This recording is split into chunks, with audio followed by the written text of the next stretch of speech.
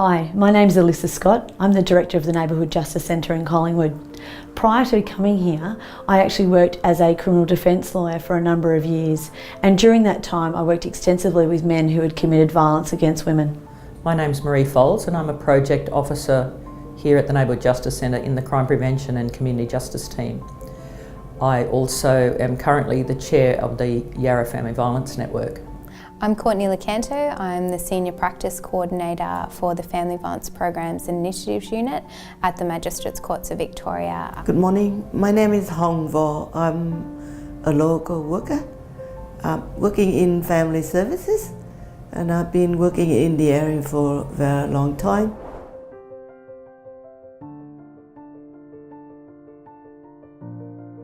Previously I worked quite extensively with men who had committed violence against women. At times that was really difficult because it was quite confronting what I heard, but for my role it was very much around making sure that I was non-judgmental. The people that I was assisting had to be talked through their evidence and the pros and cons of the evidence against them. But it was also really important while I was working with those men not to collude with them in regards to the behaviour that they had demonstrated and the inappropriate nature of that. At times those men said to me, it wasn't my fault, she made me do it, she just kept pushing my buttons. And realistically for me, it was actually talking to them around, it's never actually okay to be violent towards anybody, let alone violent towards a female. That started for me as a police officer in Queensland well over 20 years ago. I was also then involved in working with community and with other organisations to respond to violence against women by men, and also to work on interagency responses within the police, but also with the police working with community to respond to that violence and creating opportunities for men to address their violence, and also working with organisations that protected women and children. I've had experience working directly with victims at the courts. I've had experience working with people through specialist family violence services and the system-wide approach to that. I've also had experience facilitating a number of different training for organisations which talks around the prevention of family violence and what it looks like to try and intervene early in situations before violence against women occurs in society. My first group started at Sunshine Office, facilitating men's behavioural change for Vietnamese men. To confess, I didn't have any faith in the men that willing to make changes.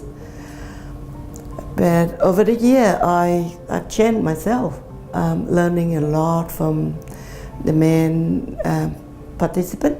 With my observation and the feedback from the men participating in the group, I think it really worthwhile. I think we did also beyond men's behavioural change to help them to regulate their emotion, to ensure the safety of the children and the women in their environment, but also bringing them or training them with a lot of skill to develop better relationship with other people in their families.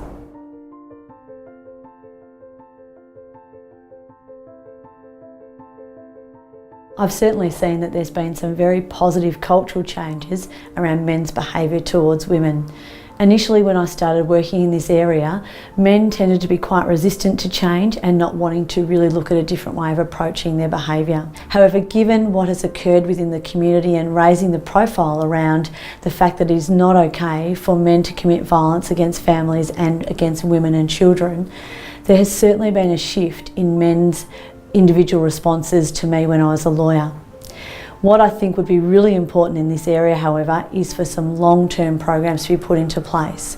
Because what we know about change is that sometimes it can be a two-step forward, one-step back process.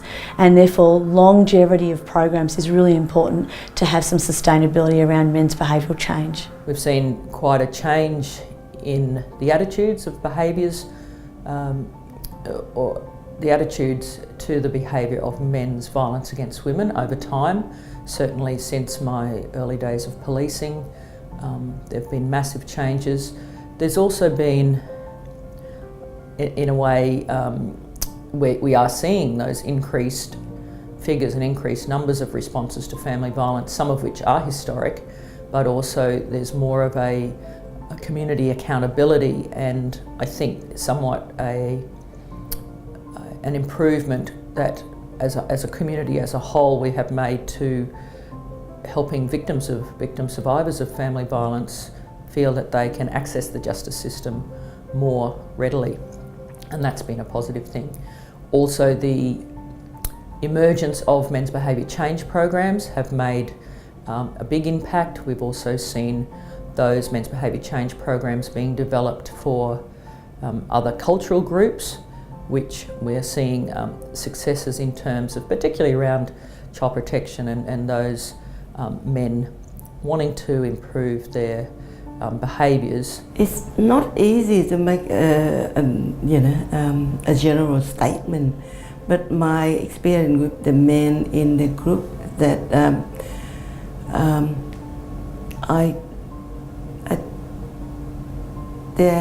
there were significant chances in the men that attended the group,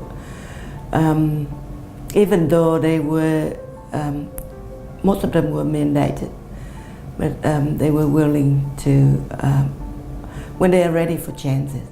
I think it works really well, and I can see that being able to make change can be a good role model in their family and in the community where they are at. For me, it's something that I think there has been some change and has been some movement in this area. However, it's also evident that we have a long way to go. It's important for us to celebrate those wins, but it's also important for us to be realistic about where we have come from and where we still need to go. We still have horrific rates of violence against women in Australia. We still have homicides and we still have family violence murders. But we also have people who are willing to stand up and say they don't accept that in society, that we don't accept how we treat women and children at times, and that as a society we know we can do better. And for me, that's the sort of messaging that I think is really important for White Ribbon Day.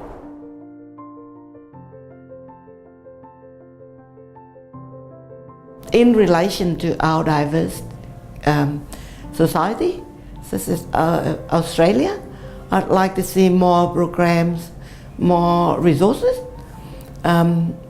We call linguistically and culturally appropriate to resource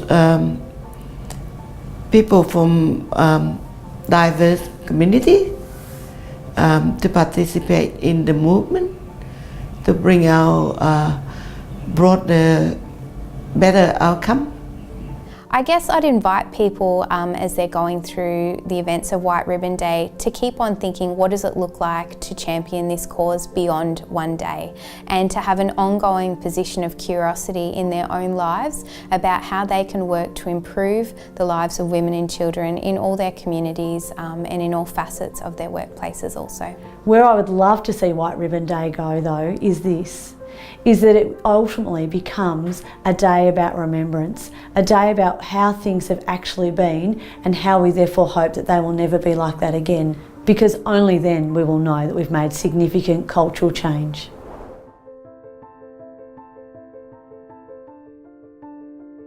I guess I'd like to take this opportunity to share with men in this space that there's so many opportunities to keep on increasing gender equity, and for men to understand the connection between gender equity and really inequity and the conditions which society has in which violence against women occurs.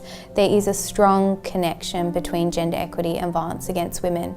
It's an uncomfortable truth for a lot of people, but it's also the reality of this situation, and until we actually improve conditions of gender equity for women, we aren't actually going to get to the root causes and one of the actual causes of conditions in which family violence occur. I think it's important to share with men who are taking the white ribbon oath, we do acknowledge the work that's been done in this area. White Ribbon itself as a platform has encouraged men to take responsibility. It's raised awareness for men to take responsibility and to learn and understand more about the impacts of violence against women and children, and also to understand how that comes about. We're seeing now in the broader responses to family violence, particularly through the Royal Commission, the approaches around community education, respectful relationships in schools, but particularly looking at how gender plays a part in the issue of violence against women, and lots of good responses are happening in that space. In terms of men taking the white ribbon oath, I think it's important that it doesn't happen just on the day, on White Ribbon Day, and that it's important that what men swear to, or the understanding they come to about responding to violence against women, is something that they learn, and that we all learn. We're all learning, that we all learn and understand and improve on our responses, because the knowledge that we gain gives us that opportunity. It's also important to remember that the 25th of November, this White Ribbon Day, is also the first day in the international 16 days of activism against violence against women. And in fact, the 25th of November is the International Day for the Elimination of Violence Against Women. And these 16 days travel right through to the 10th of December, which is International Human Rights Day.